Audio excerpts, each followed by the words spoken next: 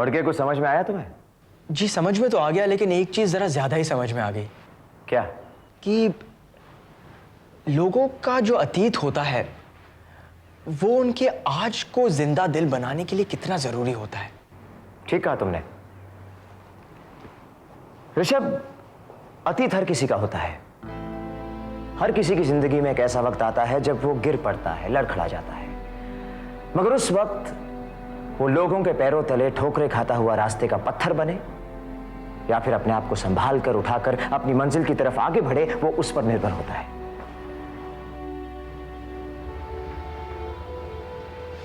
आपके कदमों ने तो आपको अपनी मंजिल तक पहुंचा ही दिया है। नहीं ऋषभ, मुझे अपनी मंजिल नहीं मिली अब तक। बस यही ख्याल मुझे जिंदा रखता है कि अगर मैं कभी सड़कों की खाक बन गया तो क्या वो मुझे पहचानेगी? क्या वो चाहेगी मुझे? वो भले मेरी जिंदगी में मौजूद ना हो, मगर मैंने उसे हर पल महसूस किया है। आज मैं जो कुछ भी हूं उसी की बदौलत हूं। जब लोग मेरा शुक्रिया अदा करते हैं तो मैं कहता हूं कि मेरा शुक्रिया नहीं, शुक्रिया उसका कीजिए जिसने मुझे इस काबिल बनाया है। आपके जमाने में तो प्यार का दस्तूर ही कुछ और था। मेरे डैड भी मेरे मॉम से इस कदर प्यार करते हैं कि उनकी हर मुसीबत, हर गलती, वो जैसे भी थी उन्होंने अपना लिया। और आप मुझे बता रहे हैं कि एक औरत के प्यार के याद के सहारे इस मुकाम तक पहुंच गए। आजकल कोई सच्चा प्यार नहीं करता है सर। इश्क तो इंसान के खून की तरह होता है जनाब, हमेशा मौजूद, हमेशा रगों में दौड़ता हुआ, मगर उसका एहसास कभी कभी होता है। प्यार, इश्क, लव, इस नाम से मुझे डर लगता है। मोहब्बत में नहीं है फर्क जीने मरने का, उसी को देख के जीते हैं जिस कातिल पर दम निकले। ऋषभ, मोहब्बत में अगर जान भी देनी पड़े ना तो उसका भी अलग मजा होता है। आजमा चुका हूं मैं। खैर बहुत हो गई अब ये शेरो शायरी, अब जाकर अपनी मां को बुला कर लाओ। जी।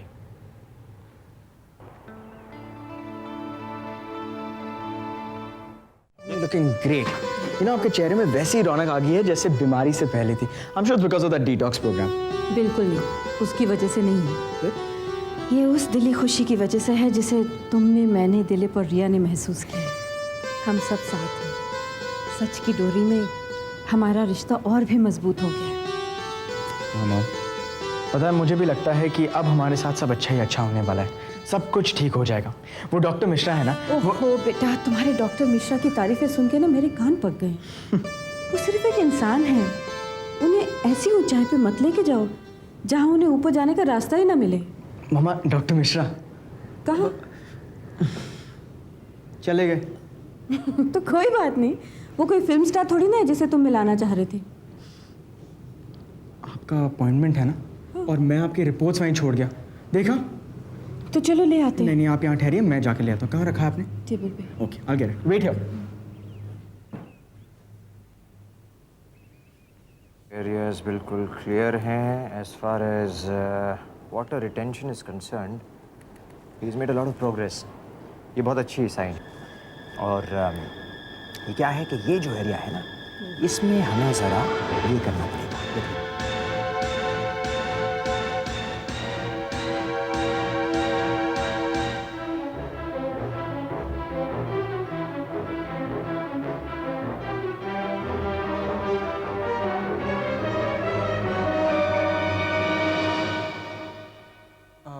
मैं कम इन सर? ऑफ कोर्स, कम इन। तुम्हारी माँ कहाँ है? पता नहीं सर, मैंने तो उन्हें बाहर ही छोड़ा था। I thought she'll be inside. मालूम नहीं कहाँ चली गई वो। दिलीप, तुम अकेले हो? हाँ भाई, बिल्कुल अकेले हैं। भाई हम उन मर्दों में से नहीं जो अगर बीवी पास ना हो तो। दिलीप, कभी तो सीधे मुंह बात किया करो। मैं तो मजाक कर रहा था राधिका, क्या हुआ? कयामत आ गई है दिलीप, कयामत। जब ऐसा लगा कि हमारे दुख के दिनों का अंत हो जाएगा और भगवान को हम पर दया आ जाएगी, और सब कुछ ठीक हो जाएगा तो हमारे सामने कयामत आ खड़ी है दिलीप। कौन सी कयामत आ गई है? अमर।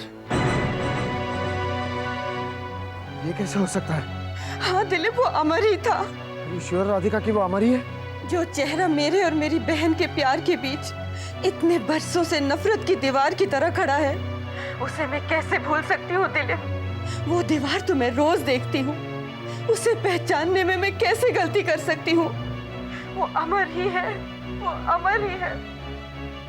पता नहीं जिंदगी और कितना जलील करेगी हमें, लेकिन दिलीप अब ये जलालत मुझसे बर्दाश्त नहीं होगी। मुझे यहाँ से ले जाओ प्लीज, मुझे यहाँ से ले जाओ दिलीप। राधिका सुनो, घबराओ मत, मैं फौरन वापस आ जाता हूँ। अमर, अमर वहाँ क्या कर रहा है? वो अमर ही डॉक्टर मिश्रा है दिलीप, डॉक्टर अमर मिश्रा। मेरी जिंदगी का कैंसर अब मेरे कैंसर का इलाज करने आया है। यहाँ से 2 घंटे में बैंगलोर के लिए फ्लाइट है, मैं फौरन एयरपोर्ट पहुँचता हूँ। तब तक तुम एक काम करो। हाँ हाँ, मैंने अपनी पैकिंग शुरू कर दी। हाँ हाँ, वो भी कर लेना, लेकिन उससे पहले तुम्हें एक और जरूरी काम करना है। रुचिका को फोन करके अमर के बारे में खबर कर दो प्लीज। प्लीज राधिका, राधिका तुम सुन रही हो मैं जो कह रहा हूँ? प्लीज समझ भी जाओ प्लीज। देखो राधिका, ये आपसी झगड़े का वक्त नहीं है। हमारे तुम्हारे बीच तीसरा कोई आना नहीं चाहिए, समझी? राधिका। हाँ। तुम रुचिका को फोन करोगी, करोगी ना? हेलो मेम साहब, अमेरिका से वापस नहीं आई हैं। साहब जी बाहर गए हैं और माँ जी पूजा में बैठी हैं। मेरा हाथ तो टूटा हुआ है, नाम तो लिख नहीं सकती। अभी माँ जी को देखकर आती हूँ। सुनिए, मेरी बात तो सुनिए। Hello hello. अरे मम्मा, आप यहाँ क्या कर रही है?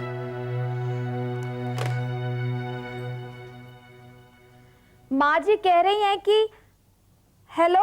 डॉक्टर मिश्रा आपका इंतजार करें, चलिए। बेटा मुझे जरा पूजा करनी है। पूजा? हाँ, तुम्हारे पापा का फोन आया था। उन्होंने कहा कि काशी वाले पंडित जी ने कहा है कि इलाज से पहले शिव जी की पूजा करनी है, तो पहले मैं पूजा करूंगी। काशी वाले पंडित? देखिए अपॉइंटमेंट है, आप चलिए, देर हो जाएगा। होने दो ना देर बेटा, मैंने कहा ना पहले मैं पूजा करूंगी। मम्मा, ये कैसी जिद है? और आप कब से इतनी रिलीजियस हो गई? देखिए इन पंडितों के चक्कर में मत पड़िए, आप चलिए। बेटा जब इंसान के सामने विपदा आती है ना, तो वो भगवान को ही याद करता है। और फिर चाहे ये कितने झूठे हों या सच, इन पंडितों पर विश्वास हो जाता है। मम्मा देखिए, डॉक्टर मिश्रा के साथ मैंने कहा ना, मुझे देर हो रही है, पूजा करनी है। मम्मा कहाँ जा... These are mere excuses, Rishabh. आदमी अपनी तकलीफ से बचने के लिए बहाने ढूंढना शुरू कर देता है। These last minute panic attacks are very, very normal. Not to worry. पर मॉम को आपसे मिलने में क्या प्रॉब्लम है? कोई ऑपरेशन थोड़ी ना है जिसकी वजह से उन्हें तकलीफ होगी, या फिर जान को भी खतरा नहीं है जिसकी वजह से उन्हें पैनिक अटैक हो रहा होगा। जब वो ऑपरेशन के लिए गई थी ना, she was absolutely controlled. Doctor, आप मॉम को नहीं जानते हैं, वो बहुत संयम वाली औरत है। देखो ऋषभ, मैं तुम्हारी मॉम को भले नहीं जानता हूं, मगर मैं मरीजों को अच्छी तरह जानता हूं, खास करके कैंसर के मरीजों को। उनकी दिमागी फितरत उस गरीब आदमी की तरह होती है जिसकी चवन्नी खो गई थी। उसने वो चवन्नी हर जगह ढूंढी, घर के कोने कोने में, बाजार में, शहर में, सिवाय अपनी पतलून की जेब में जहां उसने चवन्नी रखी थी। तुम जानते हो क्यों?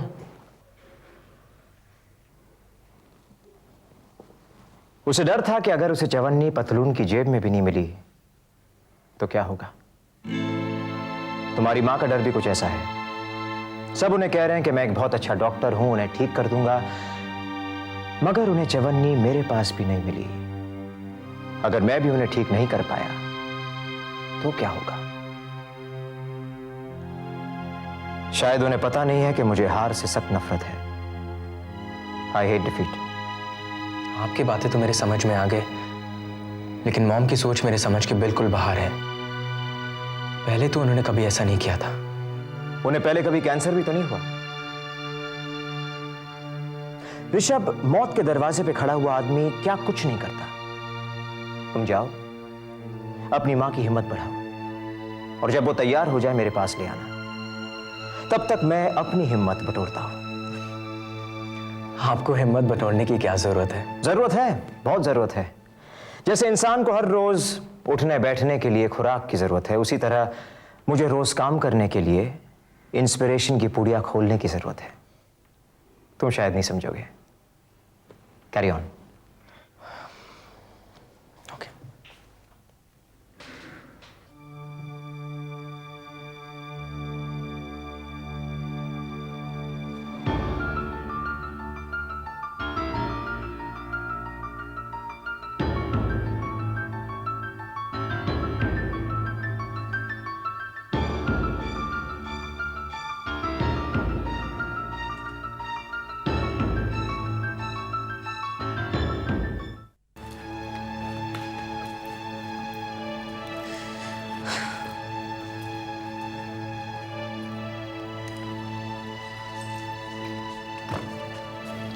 अरे तुम्हें कैसे पता चला मैं आया हूँ?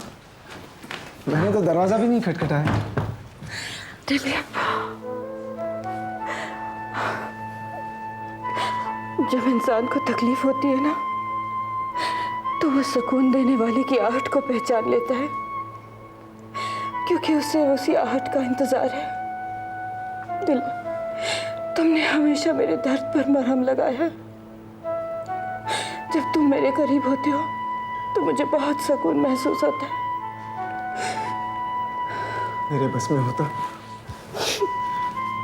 तो मैं कभी किसी दर्द को तुम्हारे पास भटकने नहीं देता। मेरे हिस्से की सारी खुशियां तुम्हें दे देता। मैं जानती हूँ तुमने हमेशा ऐसा किया है, लेकिन ये जो गम है ये पीछा ही नहीं छोड़ता। तो हम उन्हें छोड़ देंगे। हाँ, हम उन्हें छोड़ देंगे, दूर चले जाएंगे कहीं। तुमने पैकिंग तो कर ली ना? बस हो ही गई है, लेकिन मुझे बहुत डर लग रहा है।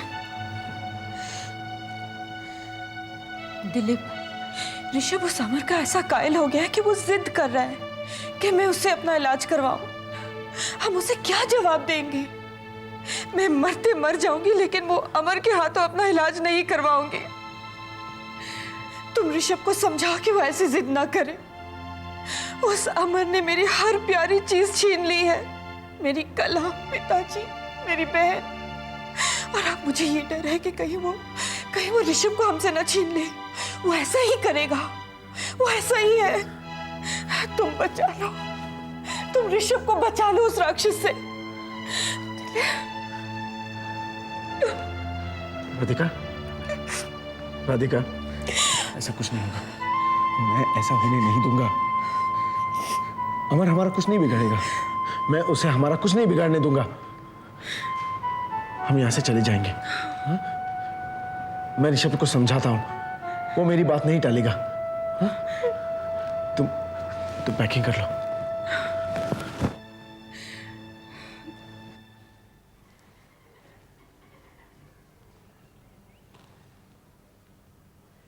उस चाय की तो बर्फ बन गई होगी अब तक। अरे डैड, आप यहाँ क्या कर रहे हैं?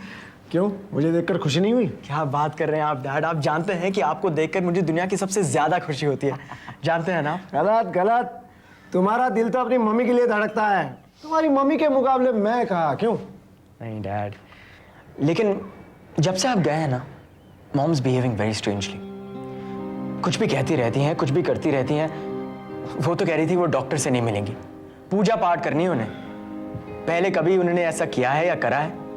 डर रही होगी ऋषभ, कर लेने दो उसे अपने मन की।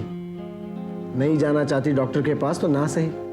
डैड, आप भी ना हमेशा मॉम के हाँ में हाँ मिलाते रहते हैं। यार डॉक्टर से मिलना है, कोई रिश्तेदारी दोस्ती थोड़ी ना करनी है। ठीक है वो डरी हुई है, लेकिन आपको याद है जब रिया और मैं छोटे थे, इंजेक्शन से कितने डरते थे। कड़वी जो दवाई होती थी उन्हें लेने से हमें कितनी चिढ़ाती थी। लेकिन आप हमें समझाते थे, इंजेक्शन हम ले ही लेते थे और दवाई भी खा लेते थे। तो क्या हुआ? वो डरी हुई है, मैं जानता हूं। लेकिन पूजा पाठ करना ठीक है, अगर आप कहें तो मैं इसे भी समझ लूंगा, लेकिन personally I don't agree with it. फिर भी अगर आपको पूजा पाठ करना है तो कर लीजिए। ऋषभ, तुम्हारी माँ सिर्फ पूजा पाठ नहीं करना चाहती, डॉक्टर को मिलने से पहले वो तीर्थ स्थान जाना चाहती है, वहां पूजा पाठ करना चाहती है। डैड आप मजाक कर रहे हैं क्या? नहीं, मैं मजाक नहीं कर रहा हूँ, आई एम सीरियस। वो फौरन जाना चाहती है। मुझे तो कुछ समझ में नहीं आ रहा आप क्या कह रहे हैं। देखिए डैड, डॉक्टर मिश्रा एक बहुत ही बड़े कैंसर स्पेशलिस्ट हैं। उन्होंने सीवियर कैंसर पेशेंट्स को क्योर किया है और मॉम का कैंसर इतना सीवियर नहीं है, वो बहुत ही जल्दी क्योर हो जाएंगी।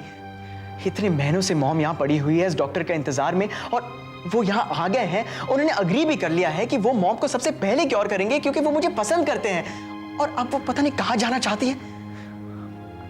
डैड प्लीज आप मॉम को समझाते क्यों नहीं हो? क्योंकि वो समझदार है, अपना भला बुरा खुद समझती है। अगर उसके मन में कोई इच्छा है तो मैं वो पूरी करूंगा, मैं कोई जोर जबरदस्ती नहीं करूंगा। और डैड आप क्या कह रहे हैं? ठीक है, आप फॉरेन जाना चाहते हैं? हाँ, मैं उसे ले जाऊंगा। जाइए जाइए आप। मैं तो सारी दुनिया से कहता था कि मेरे मॉम और डैड दुनिया के सबसे सेंसिबल मॉम और डैड है, लेकिन नहीं, मैं गलत था। आपको जाना है ना, पूजा पाठ करनी है, क्योर नहीं करना है ना कैंसर को, नहीं करिए। मैं यहां से जा रहा हूं, बाय। नहीं,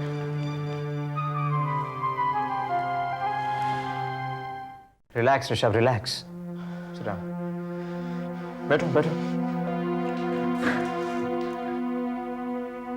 मुझे कुछ समझ में नहीं आ रहा है। मेरे माँ बाप पढ़े लिखे समझदार लोग हैं, फिर वो गवार की तरह क्यों एक्टिंग कर रहे हैं?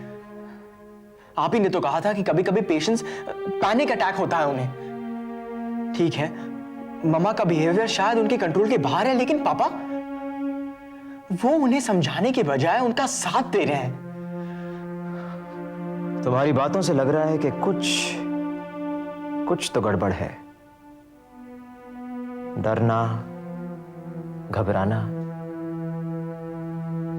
भागने का मन करना, ये सब ठीक है, मगर चले ही जाना, there's something more to it, कोई और बात है। मैं क्या करूं? तुम उन्हें साफ साफ क्यों नहीं पूछते? मैं उनसे कुछ पूछना नहीं चाहता हूं, उनसे बात भी नहीं करना चाहता हूं मैं। ठीक है, मैं जाता हूं। आप कहां जा रहे हैं? भाई, अगर प्यासा कुएं के पास आने से इनकार कर दे तो कुएं को प्यासे के पास जाना ही पड़ेगा। आखिर प्यास हर हाल में बुझनी चाहिए। इसका मतलब है कि आप मॉम और डैड से बात करेंगे? वैसे कोई भी पेशेंट होता तो मैं यही करता, और ऋषभ को तो खासकर मैं उदास नहीं देख सकता। तुम यहां बैठो, मैं उन्हें मना के आता हूं। Thank you, thanks a lot. You are welcome my sun.